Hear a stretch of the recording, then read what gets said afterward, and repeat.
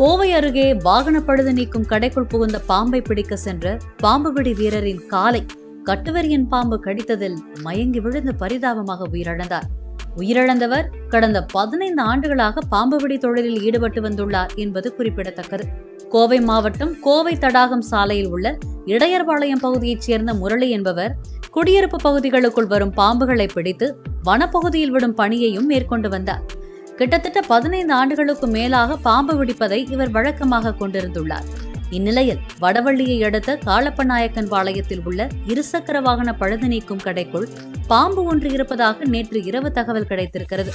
முரளி அப்பகுதிக்கு விரைந்து சென்று பார்த்தபோது இருசக்கர வாகனங்களுக்கு இடையே 3 அடி நீள கண்ணாடி வரியன் பாம்பு இருப்பது தெரிய வந்தது.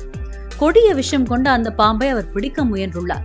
அப்போது முரளிதரனின் காலில் பாம்பு தீண்டி உள்ளது. இதைத் தொடர்ந்து சம்பவ இடத்திலேயே ரத்தம் வெளியேறிய நிலையில் முரளி மயங்கி விழுந்தார்.